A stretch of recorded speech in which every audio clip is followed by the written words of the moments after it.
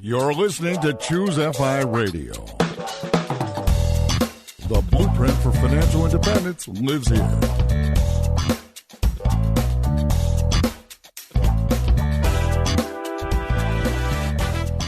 If you're looking to unlock the secrets to financial independence and early retirement, you're in the right place. Stay tuned and join a community of like-minded people who are getting off the hamster wheel and taking control of their lives in the pursuit of financial independence. Choose FI, your home for financial independence online.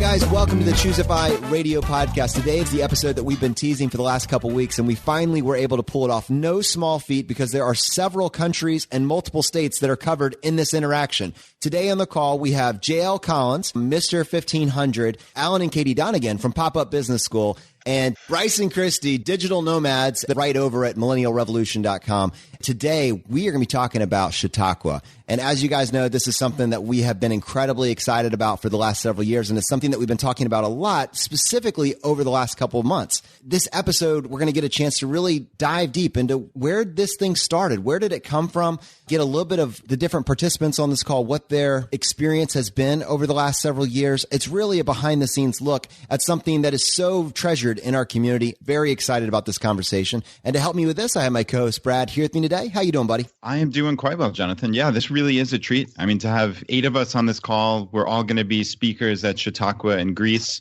this October. And it should just be a really nice conversation to learn about the history of Chautauqua, where it's been, where it's going, how all these diverse people got involved in this amazing event.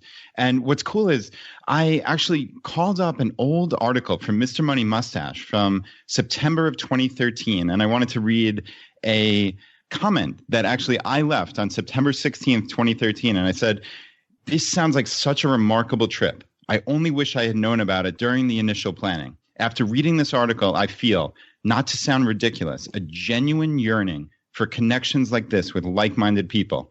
And I wish I could have made it to Ecuador. Real human connections are so often missing from American society, and it's so sorely needed." Jonathan, that just stuck out to me that I've been talking about that for the last year on Choose FI. That is what I saw from the Chautauqua, and that's where that first spark came from. So it's amazingly full circle to now be not only going to Chautauqua for the first time, but to be a speaker at the event. It's really amazing. It's incredible. It absolutely is incredible. And I remember when that came to your attention, it was actually someone in our community that heard us talking about the value of having a place that you could meet and share these different ideas, sharing that comment that you left literally 5 years ago at this point. And to see where Chautauqua has come in the last several years is absolutely incredible. And like you said, to be a part of it. So anyways, without any further ado there, let's go ahead and hop right into this episode. And I'm super excited, Jim, that you're joining us on this call. Welcome to the podcast. Thank you. It's always a pleasure to join you guys. It's always a blast doing this with you. And it's not just you. Representing Basingstoke in the UK, Alan and Katie Donegan, Bryce and Christy, welcome to the podcast. Yay, we like to call it Amazing Stoke. Woo-woo! Perfect. And Carl, Mr. 1500, representing Denver, Colorado. Or is it Longmont? Longmont. Yeah, it's Longmont. I'm in Boulder County, but I wish I was in Amazing Stoke because that sounds pretty fantastic. Yeah, they'd be great for us all to be an Amazing Stoke for this. Wow, you're really selling it. You're really selling it hard here, aren't you, Katie? Yeah, we only have a 2-bed flat. That might be a challenge. Yeah. We're all friends here. Well, as exciting as Basingstoke actually is, and as much as I would love to come visit you there directly, today we're actually going to be talking about Greece, which is perfect because that's actually where this Chautauqua that we're doing this year is going to be featured. But you know what? I don't actually want to start by talking about this Chautauqua. What I was hoping to do, Jim, is go back to the early days, because starting something where there is nothing, some momentum is required. And I'm curious, what actually inspired you to even try to put something like this together? It's a great question and a fun one to answer, Jonathan. I think the first thing I would say is I never dreamed in the early thinking about this, and even in the first one, that it would become what it has become, this incredible event, quite honestly. Back in 2011, my wife and I spent a summer in Ecuador, and we really liked Ecuador. And out of that liking of the country, I signed up for an e-newsletter about it. And at the same time, I'd been kind of looking around for a venue that I could go to and maybe be a speaker and hang out in some cool place and meet cool people. But I wasn't finding anything like that. One day in this e-newsletter about Ecuador, there was an ad from Above the Clouds Retreats. This woman by the name of Cheryl, who didn't have her name in the ad at the time, but she'd put it up, and she was talking about a retreat that she was putting together to discuss happiness. And so I reached out to her by email, and I said, I do this financial blog, and having money and being financially secure is a useful thing to aid in the search of happiness. And if you ever want to add a financial aspect to what you're doing, here's my blog, and I put a link and love to talk to you about it. She responded almost right away and said, gee, that'd be great, but this isn't working for us. Nobody's signing up for this retreat. And we started talking about that, and I said, I think I know how to make this work. Anyway, I went down in 2012, and we hammered out the bones of what Chautauqua was going to be, and actually that same framework is pretty much what we do today. We seem to get it right the first time around.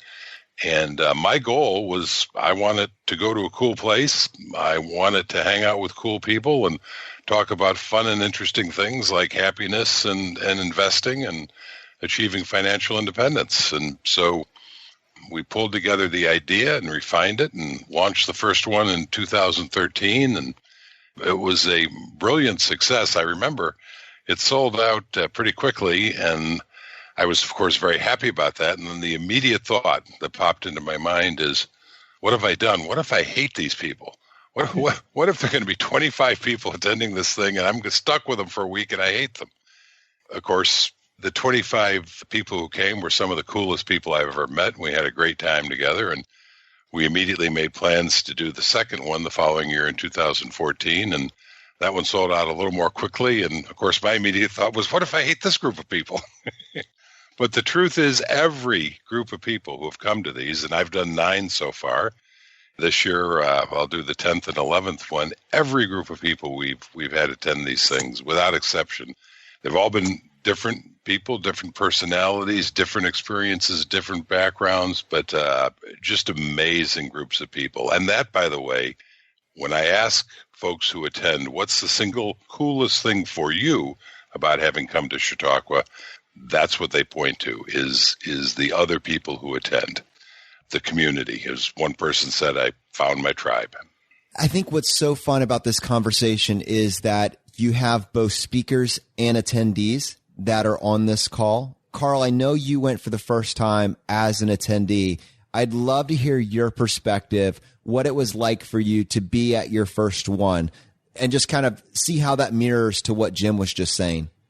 Yeah, so I was hoping you'd ask that because like so many of us in this community, I'm a bit of an introvert. And that was actually one of my biggest hesitations to signing up. I've since come out of my shell a little bit, but back then I was still kind of shy. So I'm like, I signed up, and then the next day I was thinking, oh, geez, what did I sign up for? I'm about to spend time with this whole group of people who I don't know, and it kind of terrified me a little bit. And then I got there. The amazing thing was the first night I was standing there chatting with people, and I had to take a step back because the thought I had was, oh, wow, I've known these people for like a day, and they all kind of feel like good friends now, and I'm at ease with just about all of them. There's people I've known my whole life. You've got the family member who I don't feel quite comfortable with, but these people were friends almost from the get-go. And well, like Jim said, it was the tribe. I'd found the tribe, and it was amazing how quickly and how easily everyone hit it off. I'm asking these questions as someone that is genuinely curious because this is going to be my first year, but I know that in my own real life, there are people that I've known for 5 to 10 years that I've never actually made it past the meet and greet stage. You see them once every 6 months, once every several weeks, but whatever, but you're still looking for common threads years and years in. And you describing what this was like for you gets me incredibly excited about the upcoming event. But I'm very curious. I was thinking, Jim, as you were saying this, I'd love to go back and hear when you were talking with Cheryl that first year, what was your idea for the structure? I mean, did you have any sort of template that you were working off of? I mean, basically you're going blind as to what would make for a great event. What was your initial thought about what you would try to put together?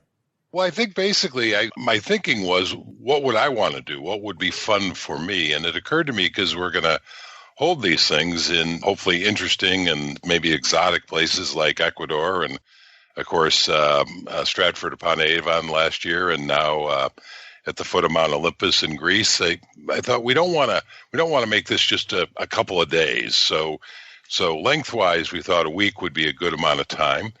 We thought once we got people there, the core of it is they're going to want to come and meet the speakers, because presumably they've been listening to your podcast or to Christie's blog or Carl's blog or mine, and maybe they want to learn more or just meet us. So that was a part of it. So we're going to have each speaker give a talk and spend a couple of hours giving a talk and doing Q&A.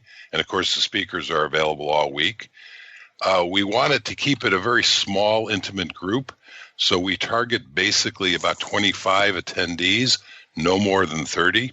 So everybody gets to know everybody, and especially all of the attendees get to interact with all of the speakers during the course of the week.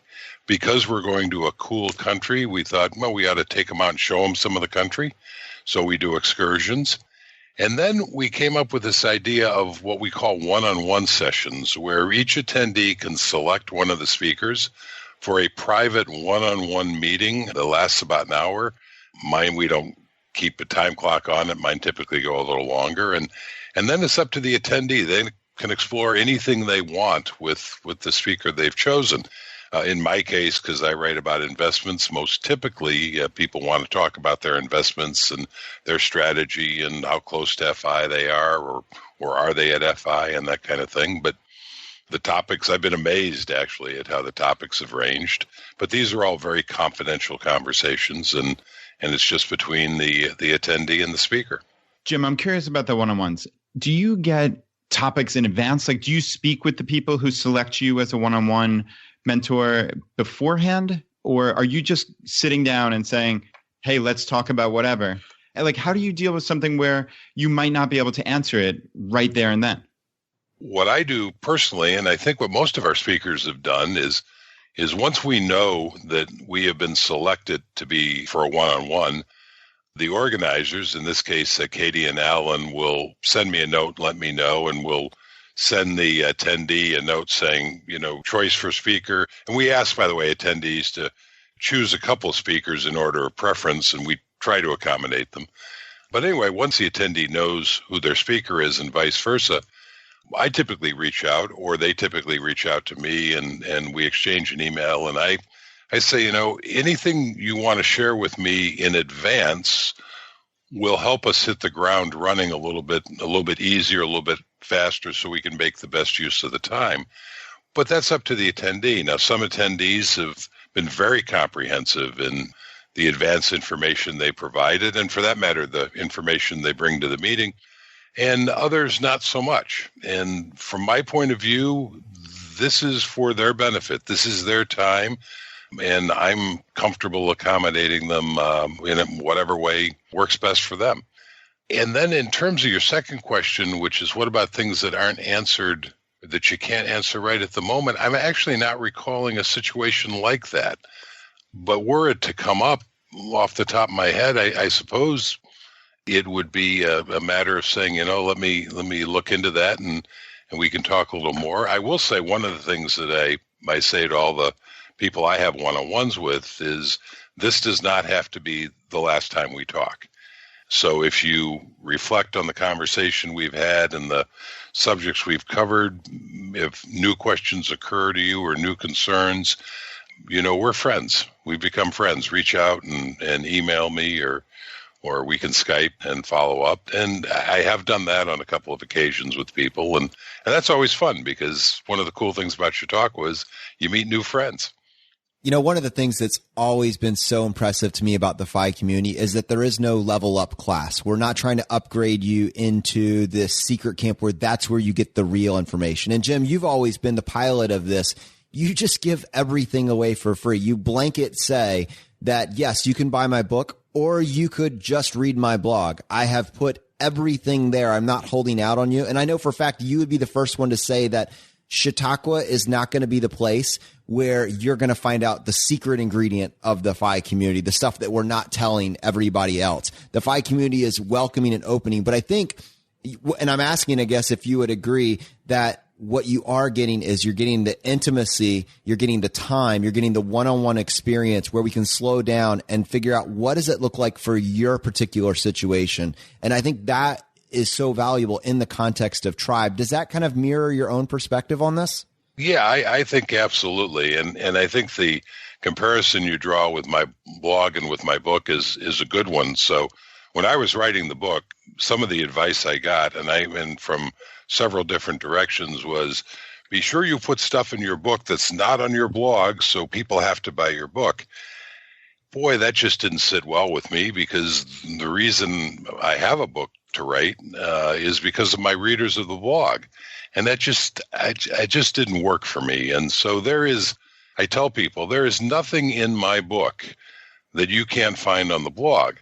The book is a little better organized because the blog kind of came together organically, whereas the book was more of a whole design. The book is more concise. There's a lot on the blog that either wasn't appropriate for the book or I didn't have room for. But the book is more concise in the presentation.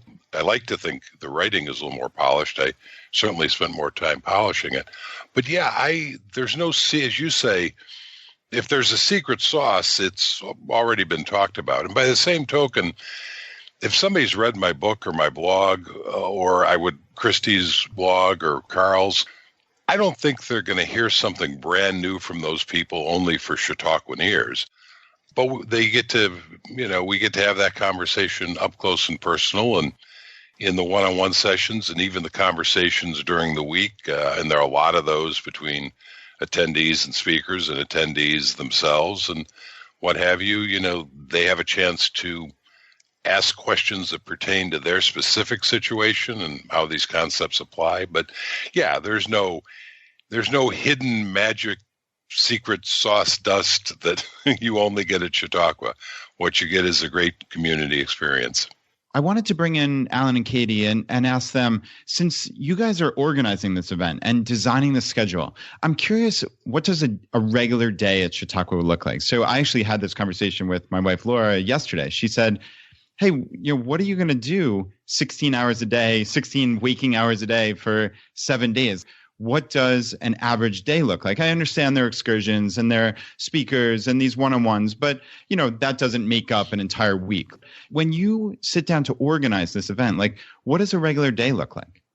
Well, for Greece, it will start with a beautiful breakfast looking out over the Aegean Sea, maybe with some baklava and some hummus. Not at the same time, that would be weird. And then we have some time for the one-on-ones. Then we have a speaker doing a 2-hour talk. Then there's time for the Q&A afterwards. We deliberately leave a lot of free time in the schedule for the attendees to get to know each other, for the attendees to chat to the speakers that aren't in the one-to-ones. And if you look at the schedule, a lot of people think, oh, that looks very light. But we have done that deliberately to allow the time for the relationships to develop and for people to get to know each other. So, Alan, you and Katie went to your first one within the last several years, I believe, and quickly we're all in on this. What was it that, took you from participant that someone that says, I want to build this into my annual calendar? It's that important to me. When we first booked on to Chautauqua, November 16, we went to Ecuador and we had about 10 months to plan. And we didn't want to give Jim or any of the other speakers an easy ride with us. So we tracked our expenses for a year. We did a PowerPoint showing our exact financial position. And we turned up a little bit in a mess because we had a lot of cash saved up. First world problem, I know. But we didn't know how to invest it. The pound was collapsing. We didn't know whether Donald Trump would get in or not. We wondered what that would do to the market. And we just had an entire hour and a half on the first day with Jim to work out our exact financial future. And then he did indeed spend more time with us the second day and try and sell us some Florida land. And We had this incredible experience where we were able to get direct advice on how the FI principles apply to our life. And what has that done for your financial piece over the last 12 to 24 months? We were able to directly quiz Jim Collins, Pete, Mr. Money Mustache, and the Mad Scientist and grill them on what we should do. We got similar advice from all three. We actually took the plunge. Immediately, we got back from Chautauqua and invested all of our cash into the market. And we've had a fantastic ride since. It could not have been better. And we're probably 85% of the way to financially free. And that has helped massively, that advice, to get us on the path and to get us investing. It's amazing to me how tied and glued you are to the FI community now, because you kind of came in a different lane. I mean, building this business, helping other people build businesses.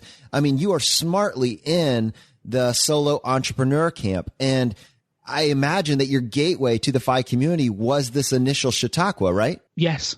And after that, I mean, you're becoming a fixture in this community. And to me, that's very gratifying just because I'm so passionate about the work you're doing and you're kind of banding these two communities together. So Bryce and Christy, can I bring you into this conversation for a second?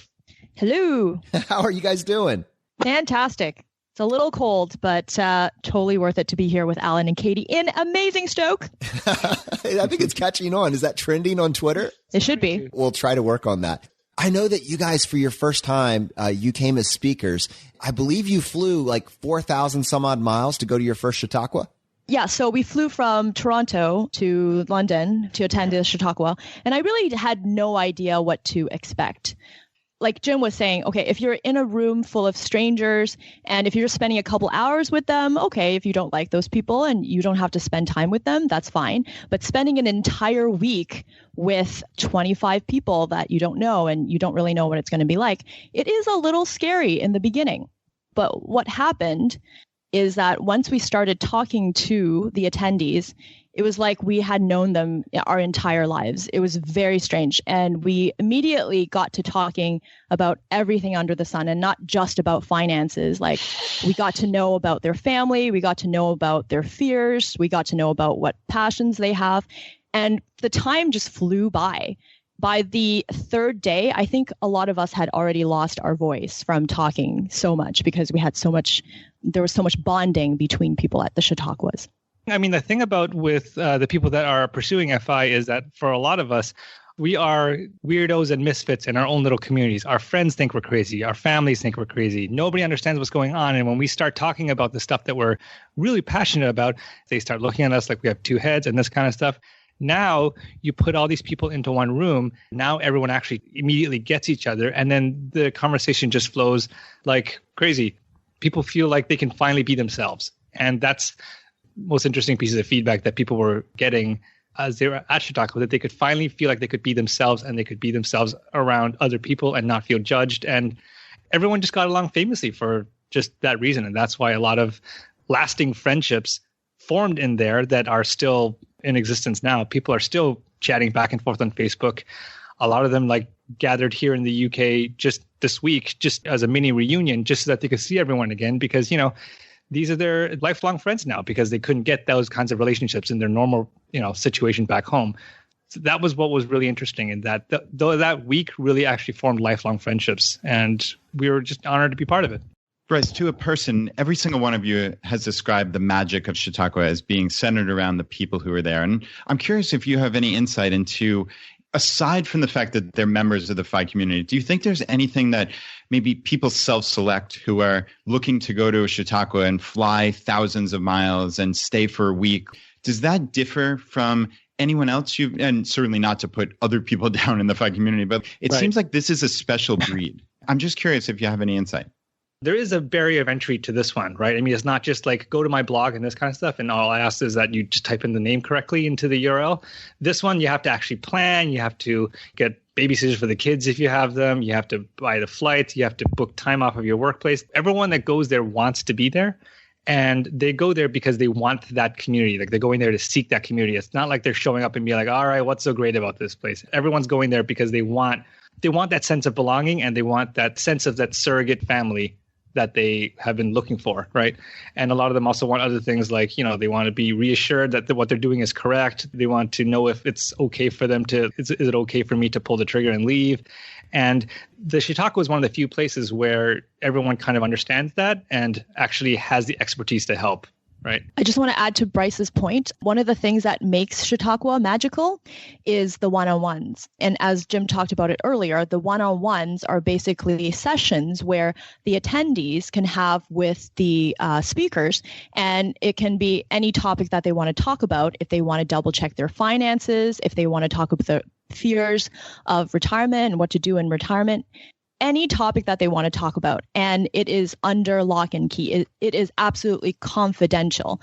And this creates this bubble of trust where people actually feel like they can just speak their mind and not be judged. And I think that is where the connection happens, and that is where the camaraderie happens. And it happens throughout the week, because even after the one-on-ones are done, the attendee has the opportunity to reflect on what was spoken about and then come back to the speaker or talk to other attendees about it if they so choose to. And then that really creates the magic of Chautauqua, because it's that connection that you've shared something with someone else and they've shared their information with you to the point where something that you wouldn't talk about with your normal friends and family. So people actually become so close-knit that Chautauquans form an actual family. Jim, I'd love to circle back and talk to you a little bit about, I guess, would you almost call it this phase 2 of Chautauqua? I don't know if that's exactly the right word, but I want to frame this picture of 2016, you meet Alan Donegan. He's coming there as an attendee, and Brad and I and everybody in this call know what an amazing person he is, what an amazing couple him and Katie are, the amazing things that he's doing with Pop-Up, but he's a relative unknown to the FI community. And you go all in on him and say, I would love to partner with you and bring this to the UK. What was it about Alan in 2016 that inspired you to make that request? I'm so glad you asked that, because I think this is kind of a cool story.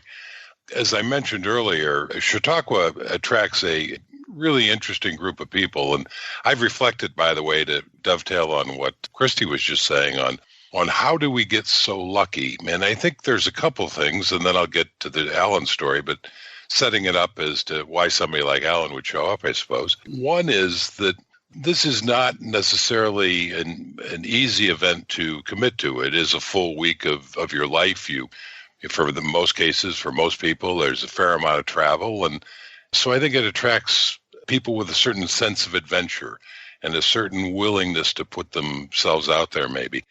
But the other thing, as Christy was pointing out so well, is you really get to know each other very well. And it has occurred to me, it's not so much maybe that these really cool people come to Chautauqua, but that there are a lot of really cool people out there in the world. And in Chautauqua, we just get to see the really cool side of them because they become so comfortable so quickly and so willing to open up and share that. And that was certainly the case with Alan and Katie. We didn't know who Alan and Katie were. I had never heard of Pop-Up Business School. I don't think any of us had at the moment.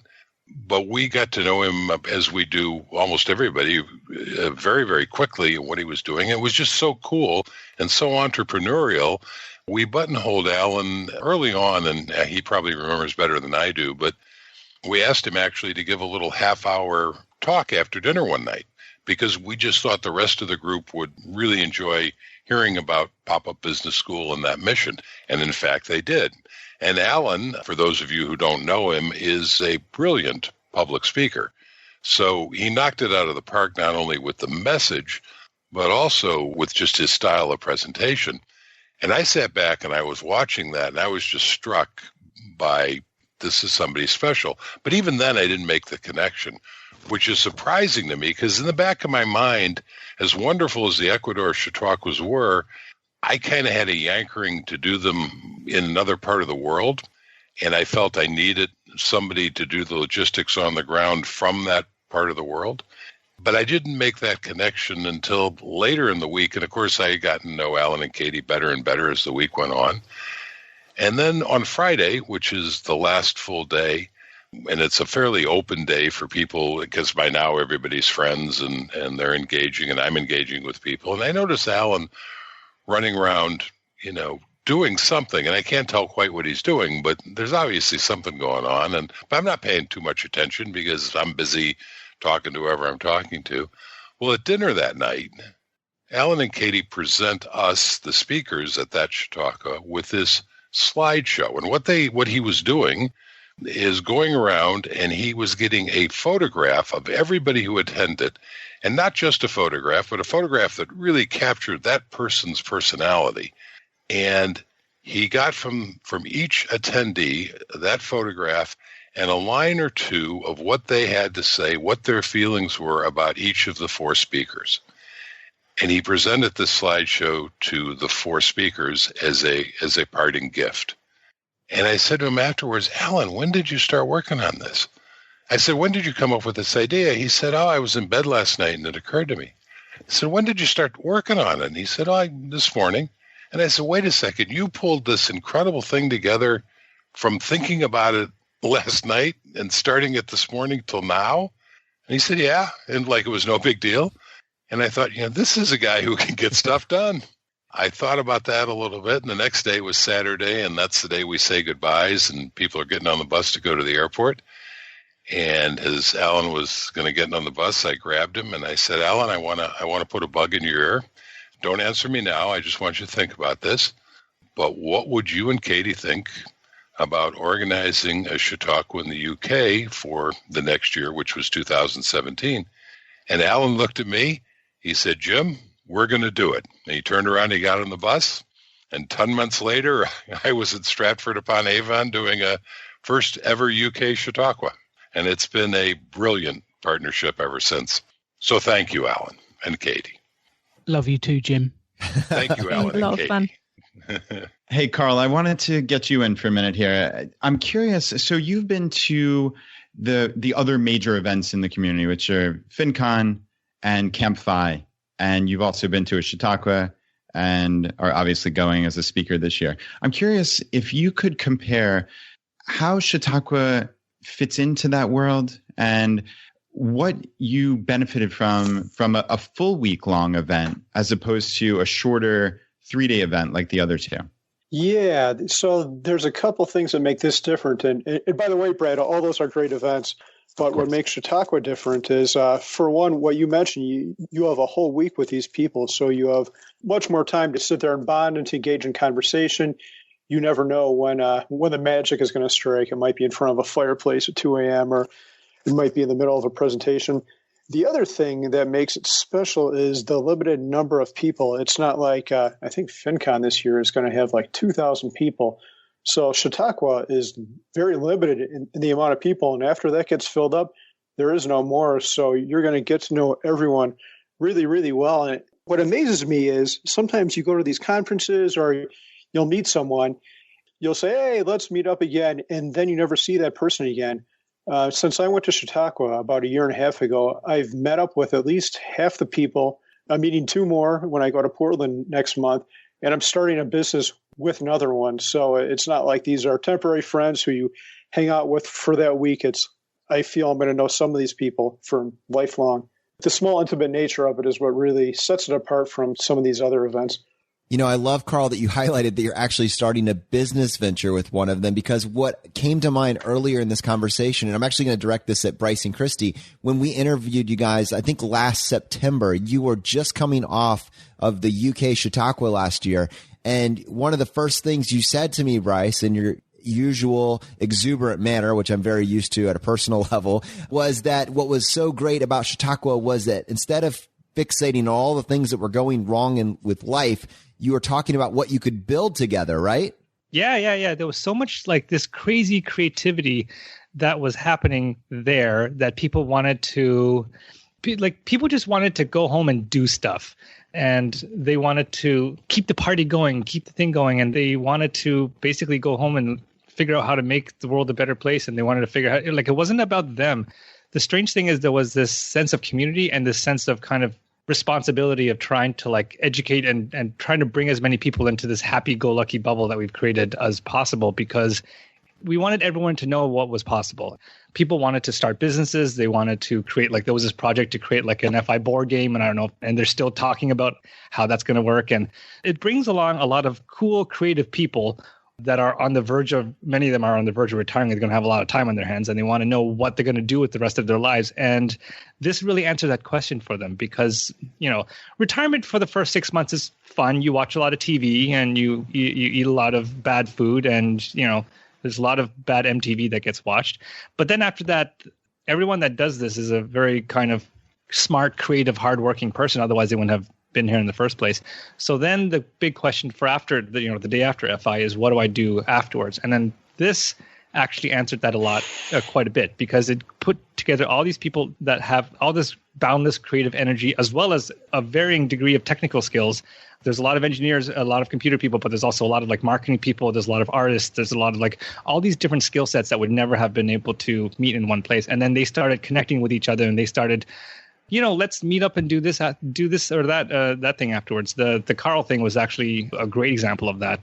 People become lifelong friends, and sometimes they go off and create brilliant things. I'm always excited to see what's going to come out of every one of these things, because you really can't predict what's going to come out of it. So to give you an example of the exceptional people that come to Chautauqua and what they actually produce afterwards, one of our youngest attendees, she's a 17-year-old. She came and she benefited from Alan's training about starting a side business. And we just found out from her recently on the Facebook group that she started making her own customized dolls. And she actually told us that she made a doll of myself, Alan, and the Mad Scientist. I just had to go buy the doll and actually get the customized t-shirts. I got a pop-up business school t-shirt. I got a Mad Scientist t-shirt, and I got a JL Colonista t-shirt that I can put on the dolls. And it's just been exceptional. She's started her own business just coming out of Chautauqua, and she's only 17 years old. So that is an example of the type of exceptional people and the energy that everyone gets out of Chautauqua. Katie, I'm curious, as the organizer of the event, are there other instances where attendees have given presentations, or that you leave space for that? So obviously, Alan gave this presentation that was extraordinarily well received and really made Alan and you, Katie, certainly involved in the Chautauqua event for years to come. Like, are there time slots where you give attendees the ability to give presentations? Yeah, I like to tease Alan that he hijacked our Chautauqua, but it was a wonderful presentation that he did in the one in November 16 in Ecuador. But yeah, like I said before, we leave a lot of space in the agenda to allow things like that to happen, and we never know who's going to come along and what kind of cool stories they have. So yeah, we're very open to hearing from these people, that everyone benefits from that, the attendees, the speakers, and get to know each other even better. You know, Brad, I actually want to kind of target this at you a little bit. And I think this is interesting because we spend so much time on this show talking about lifestyle design, talking about what are you doing on the journey and after the other side of FI. You know, as I think about you and the different business ventures that you've been involved in, every single one has, when it's had any level of success, has been a collaboration. I imagine that if you were to think through it, the glue is that you connect to a community and you find a like-minded person because of a community, right? Yeah, there's no doubt about it. And yeah, that has really been the hallmark of my success in my 3 different websites and podcasts now. So yeah, I mean, for me, community is absolutely essential.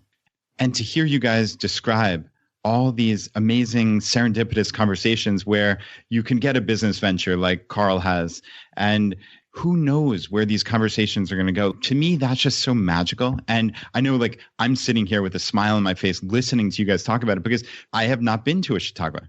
This is so exciting for me. You really just never know where one chance conversation will take you in life. To have 30 people at an event really just magnifies the possibilities. So yeah, I'm just so excited about that.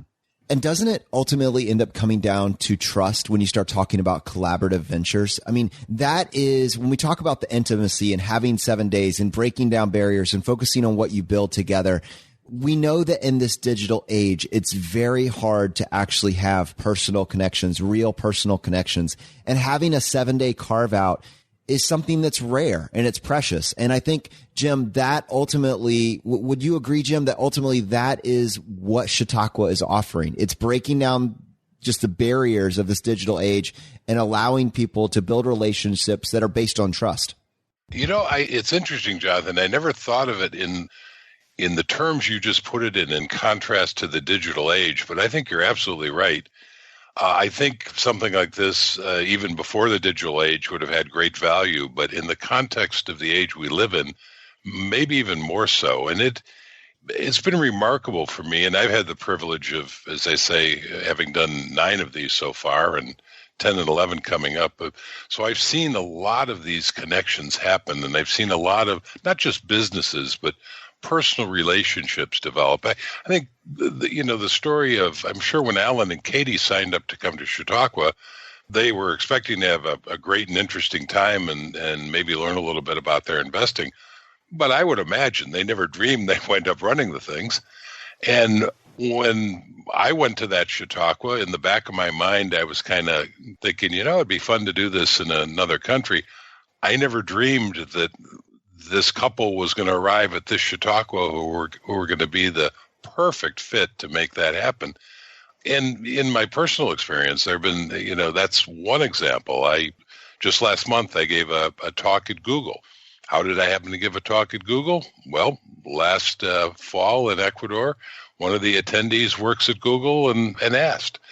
Great opportunity for me, great fun to do, and she was delighted with it.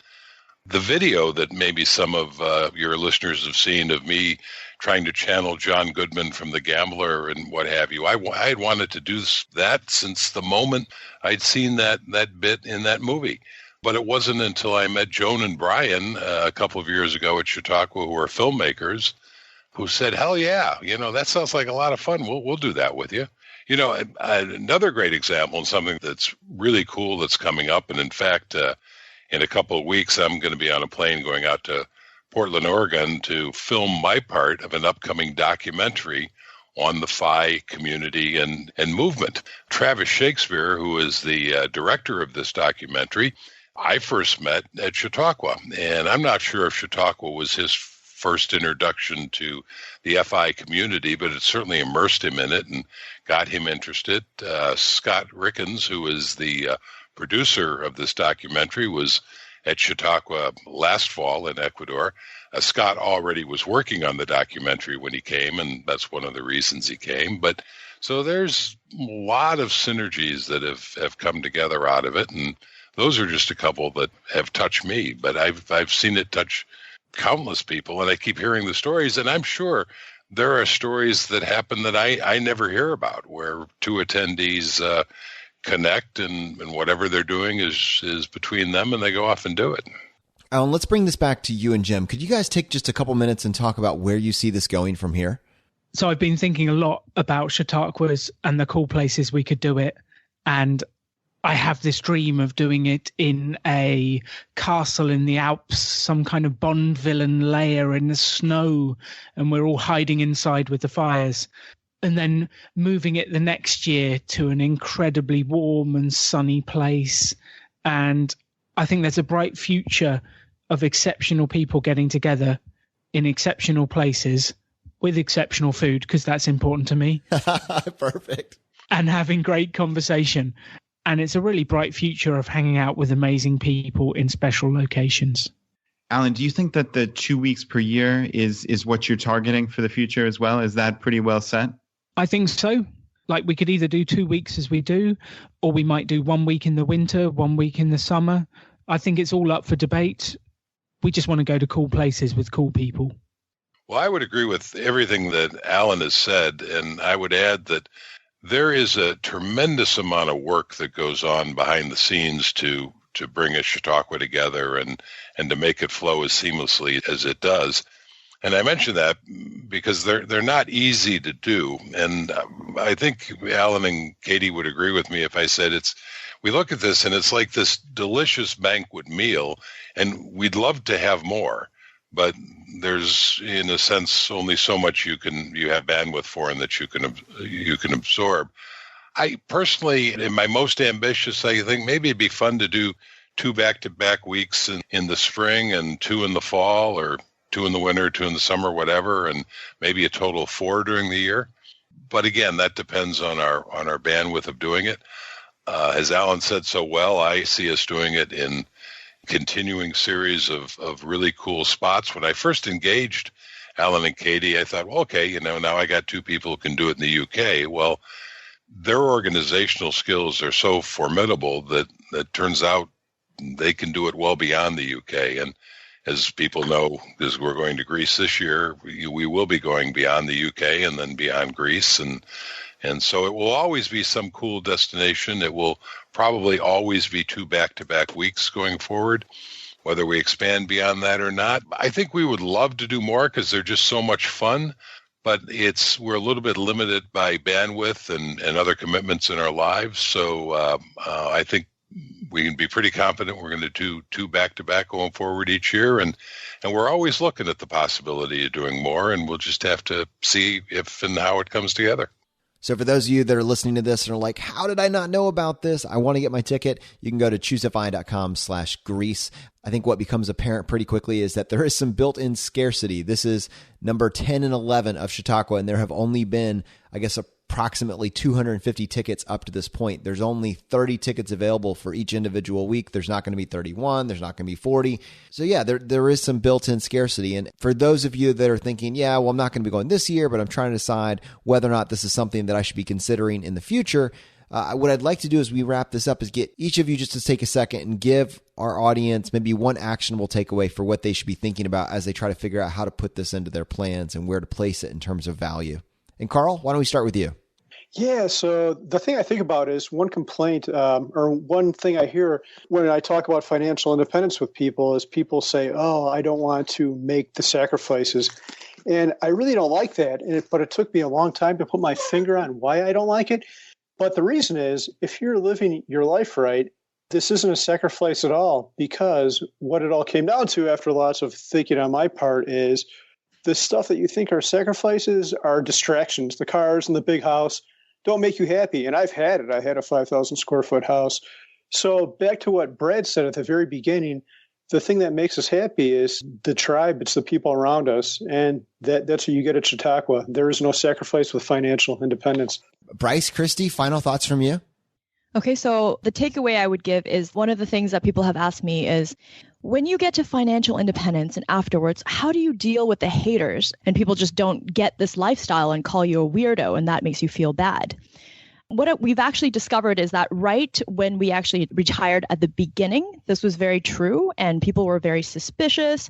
But ever since we retired, and it's almost been 3 years now, just living our lives the way that we want to live and being happy and also being happy for other people, people have realized that we don't actually want anything from them. So it's really turned out to be the longer you stay retired, the more confident you become. And then that confidence causes other people to kind of be sucked into your happiness bubble.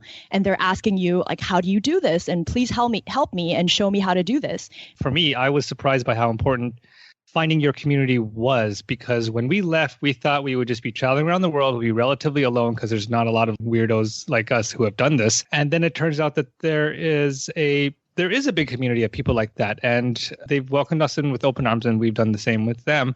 And now, as a result, we were initially just the plan was to travel around the world for a year and then come back to North America somewhere and settle down and do something. Well, what that was, we didn't know. But now we have like friends that are in this community that are all around the world. We know people in Germany. We know people in Singapore. We know people in Thailand. And everywhere we are, there's a piece of our family that is now distributed globally because we linked up with this community. And so, yeah, don't underestimate how the importance of community after you retire, because your work friends are going to continue working and they're not going to be as big a part of your life as you think they are. Yeah, the world continues to get smaller. And when you're in the FI community, it turns out it's actually an amazing gift. Katie, what are your thoughts? One thing that struck me is I unexpectedly left my job in September last year. And whilst I knew intellectually that the moment I quit, nothing would actually change in my happiness levels, I was still surprised when I wasn't uncontrollably happy all the time, and that actually my day-to-day happiness didn't change very much. And it leaves you a lot of time to think about happiness and what's important to you. It just goes to show that the real focus in this journey should be happiness and not the finances.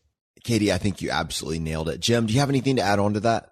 I've gotten into a habit at Chautauqua on the Friday dinner, which is the last full dinner we have together as a group. And At that point, everybody has gotten to know everybody, and these friendships and bonds have formed.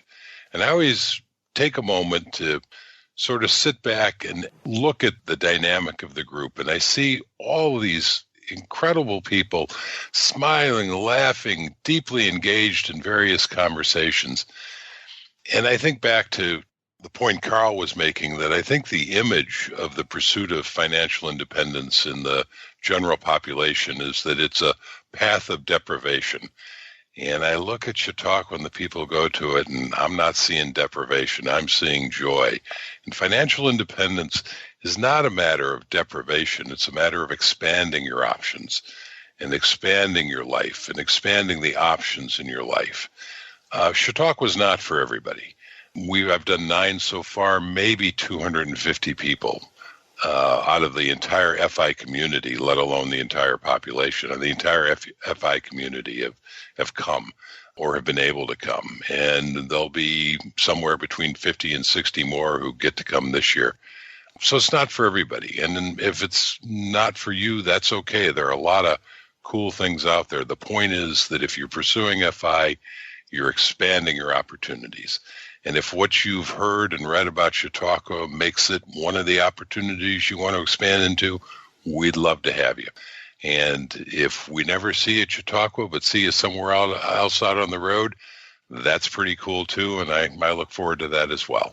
So, Alan, I thought maybe you could bring this home. Any final takeaways for the audience that's listening to this now and trying to figure out where Chautauqua fits into their plans this year or in the future?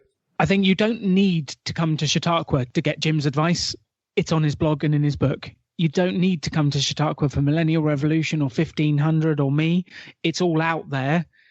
I think the people who actually end up coming are the people who have read it all and want more. And you get so much more out of that personal connection, hanging out, learning, and implementing.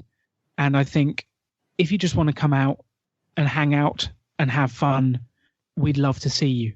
If not, go make it happen on your own. You can do it for free. Brad, I'm very interested to get your take and see whether or not an episode like this had the same effect on you that it does on me. Like, I'm overwhelmed with kind of the significance of this event for our community and really a deep desire to be a part of it.